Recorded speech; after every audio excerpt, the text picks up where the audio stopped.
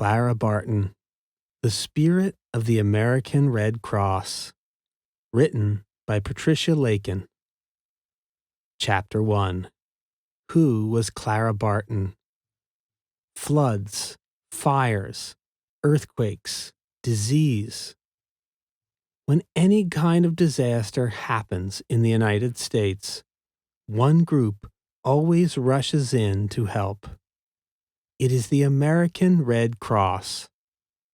And Clara Barton is the one to thank. She formed the American Red Cross in 1881. Clara traveled widely, met kings and queens, and was world famous. But when she was growing up, it seemed unlikely that Clara would ever leave her rural home in North Oxford, Massachusetts. She was painfully shy as a child, and even as a young adult. Clara was born on Christmas Day in 1821. The Bartons already had 4 children. For Clara, having 4 much older siblings was both good and bad. On the positive side, her sister Sally introduced her to books. Clara loved reading and said that she could never remember not being able to read. Her older brothers, Stephen and David, dared Clara to join in their sports games. When she was only 5, they dared her to ride a horse bareback. Clara took on all of their wild challenges eagerly. She proved to be good at sports and horseback riding. But there was a negative side to being the youngest. Clara's brothers and sisters often told her what to do. Clara said that she felt as if she had 6 parents instead of 2. And the family often teased Clara by asking her questions about things she couldn't possibly know. Clara was highly sensitive. That trait, plus the bossing and teasing she suffered, kept her self-confidence very low. Clara felt that she was unattractive. She had a big, round face and was also plump. She was short for her age. After the age of 9, she grew only 1 inch. Clara's one good feature was her thick brown hair. But Clara's mother kept it cut very short so it wouldn't need much care. As time passed, Clara withdrew more and more. At home, Clara asked for nothing. She didn't ask to have her matted hair combed out. She didn't ask for new shoes or dresses when her old ones no longer fit properly. But Clara did have some moments of feeling valued. When she was 11 years old, her brother David fell and was badly injured. The injury made him very weak and sick. The doctor gave up hope. Clara didn't. She cared for David for the 2 years it took him to recover. Clara was beginning to see that when she was needed, she felt better about herself.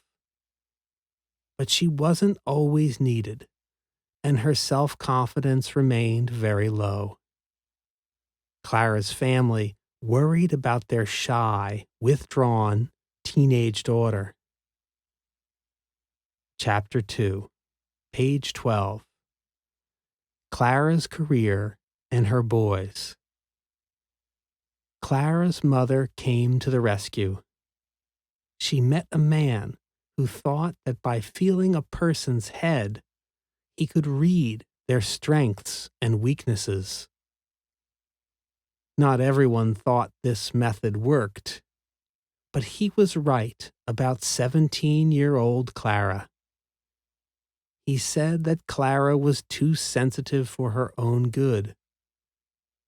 He also thought she'd make a great teacher. Clara's family then urged her to teach summer school in North Oxford. Mrs. Barton wanted young-looking Clara to appear as mature as possible. She had a beautiful green dress made for Clara to wear. But the dress didn't bring Clara success. Clara's way with her students did. Clara's experience with her older brothers was one reason for her success. When her male students played their sports games, Clara joined in. Her boys were impressed with their teacher's talents. Her siblings' teasing may have been another key to Clara's success. Clara treated her students as she wished she had been treated, with respect. She made learning fun and exciting. The summer school was a huge success, and Clara was gaining self-confidence. In 1851, Clara moved to Bordentown, New Jersey, and took another teaching job. Her success followed her. After 3 years of teaching, a job opened to head her school. Clara wanted the position, but at that time, people didn't think women were as capable as men. A man who had never taught at the school was chosen instead of Clara. So Clara left and moved to Washington, D.C. She took a job with the U.S. government. She worked for the patent office and granted permits to people who had created new inventions. It was not long before trouble loomed in the country. The people in the northern states thought slavery was wrong. Southerners disagreed and wanted to form a separate country. In April of 1861, the argument grew into the Civil War. Soldiers who fought for the North, the Union Army, arrived in Washington, D.C. Clara was astonished to see some of her former students.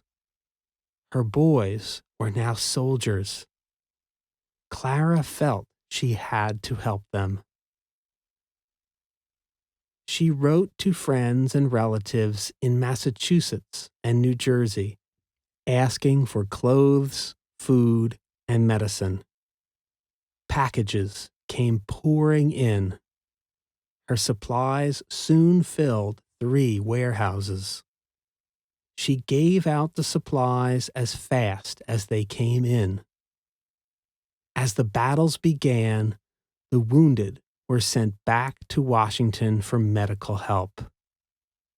But it took a long time to get the men there.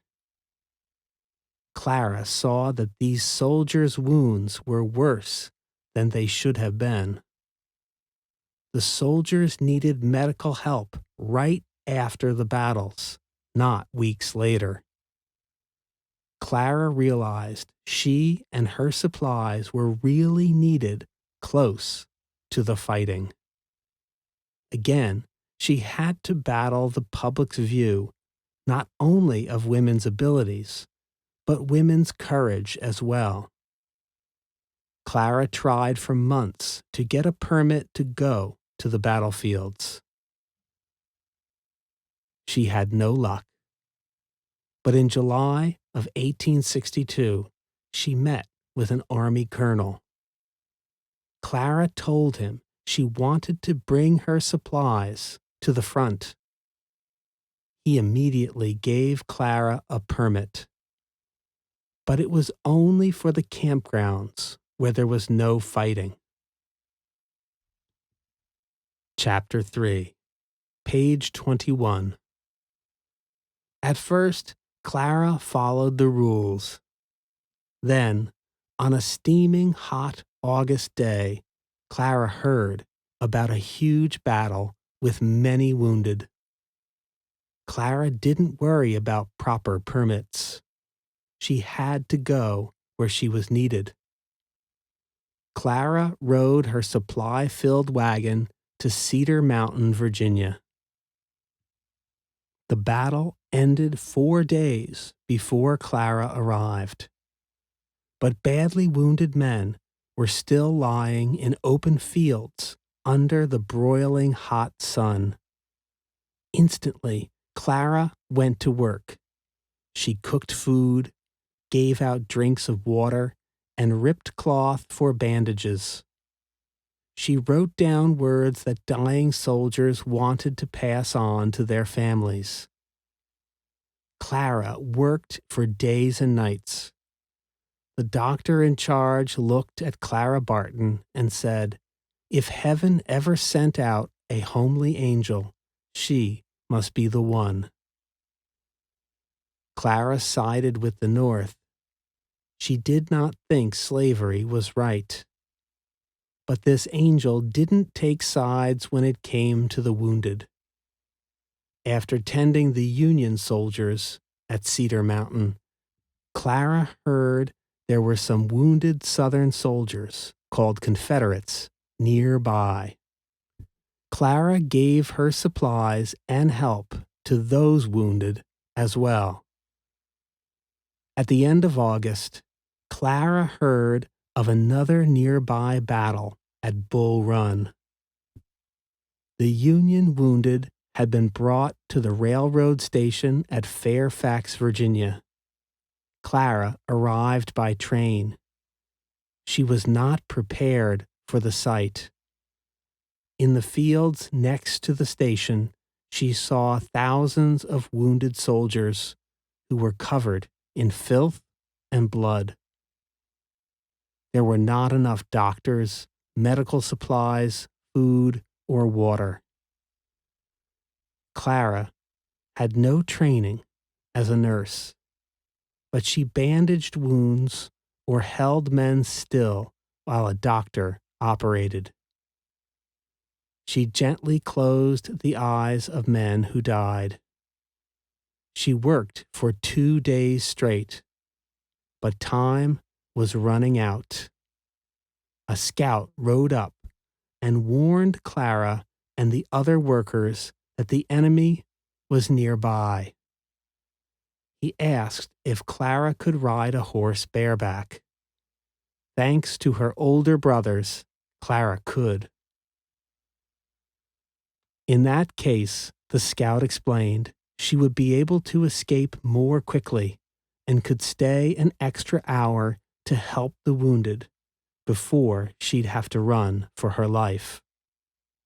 Luckily, Clara and the others were able to load all of the wounded onto the train. They pulled out of the station just as the Confederate Army appeared. In the early morning of September 12, 1862, an Army messenger handed Clara a note. It said, "Harper's Ferry, not a moment to be lost."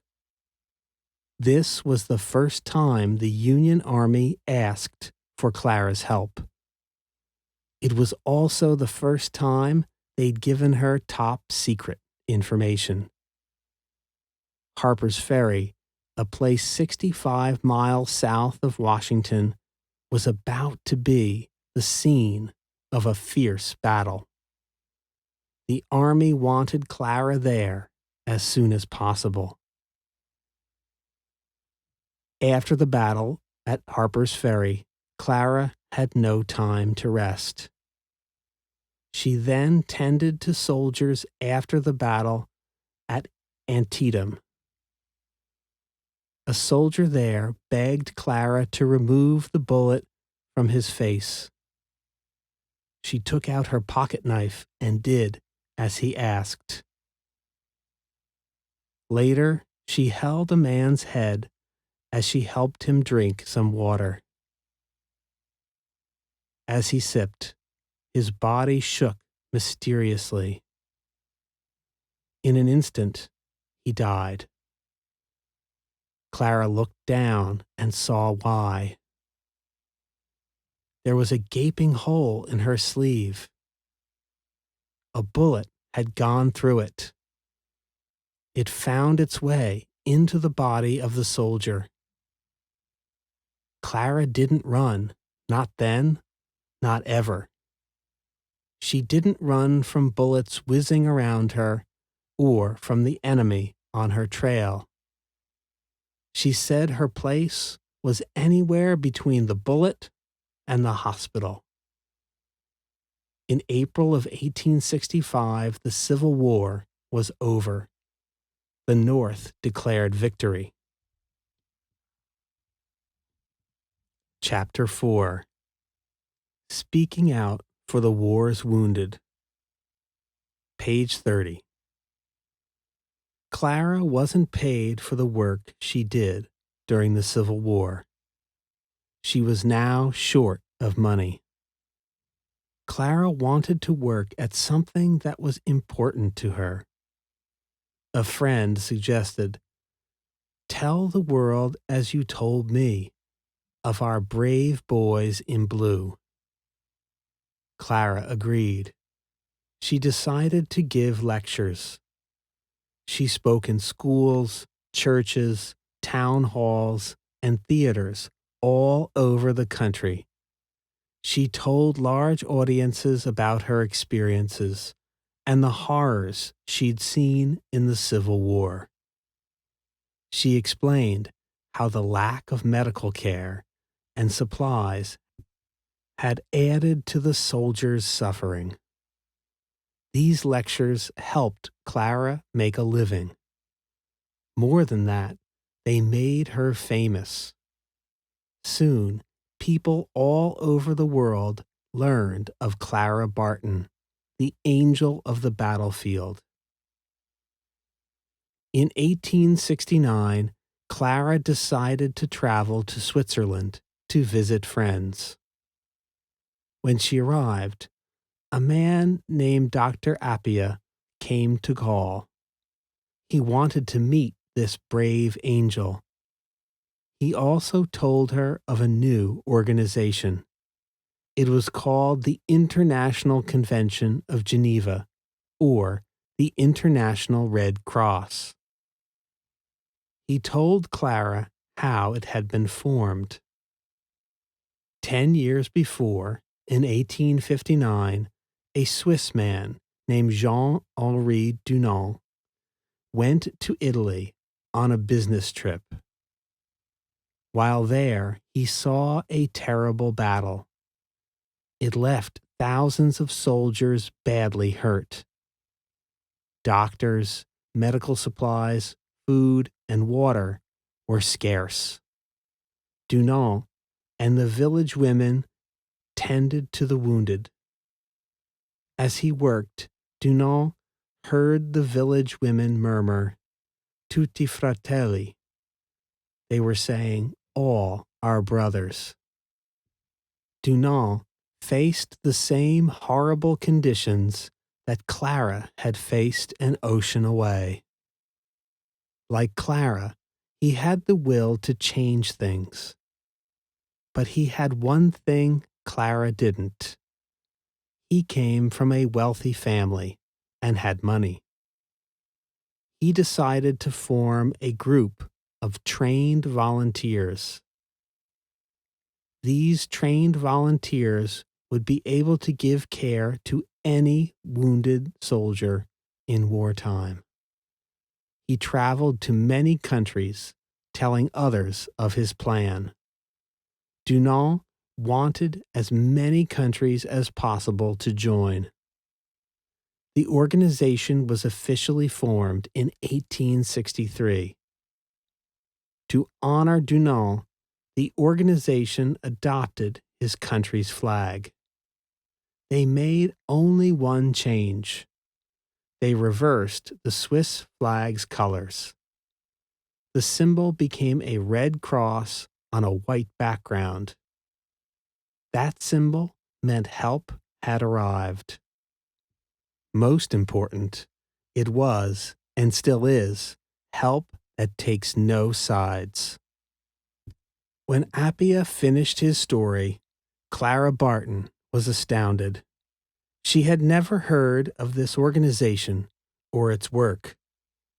Yet 32 countries were already members. Dr. Appia asked for Clara Barton's help. He wanted her to get the United States to join.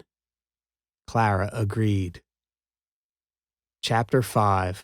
Clara's Vision. While Clara was in Europe, other wars broke out. Clara stayed to help. She worked for the International Red Cross. In 1873, because of her efforts, Clara received an important German award, the Iron Cross. It honored her volunteer nursing work. She was the first American woman to receive this honor. But her sister Sally's death in 1874 brought Clara Barton back to America. Once there, Clara got to work again. She wrote and distributed a pamphlet that described the work of the Red Cross. She wanted as many Americans as possible to know about this organization. Clara formed a large group of like-minded people who wrote letters and contacted government officials. They kept asking for the United States to form an American chapter of the Red Cross. On May 21, 1881, when she was 59, Clara Barton's goal was accomplished. The American Red Cross was formed, and Clara became its first president. Now, she also wanted to expand its work. She felt the Red Cross should help victims of wars and natural disasters. In September 1884, Clara Barton went back to Europe. She had been chosen to represent America at the International Red Cross's convention. The other members of the organization voted to adopt Clara's ideas. They, too, would help victims of natural disasters. Clara established the Red Cross's headquarters close to Washington, D.C., in Glen Echo, Maryland. She worked tirelessly. Clara led the Red Cross to help the flood victims of Johnstown, Pennsylvania. Her organization helped victims from the deadly hurricane that struck the Sea Islands off the coast of South Carolina. Clara remained the president of the American Red Cross until 1904, when she was 83. But she still didn't rest. Clara also wanted to train people to help themselves after the Red Cross left an area. She felt that if people knew basic health facts, they could stop a medical problem from getting worse. That knowledge could also stop diseases from spreading. Clara formed the First Aid Society. Its goal was to teach first aid classes. To this day, first aid education is an important part of the work of the American Red Cross. On April 12, 1912, at the age of 90, Clara Barton died at her Glen Echo, Maryland home. She was buried in North Oxford, where she was born. Clara was a shy, sensitive child who was teased and felt unneeded. As an adult, she fought her shyness, her lack of self-worth, and her sensitivity. She fought hunger and filth on the battlefield. She fought public opinion about women's abilities. She took up those fights for one reason: to help others in need. That was why she was such a fearless and tireless worker on the battlefield. That was why she brought the Red Cross to America and expanded its role. Clara Barton's fighting spirit and her concern for the helpless made her one of the world's most famous humanitarians. The end.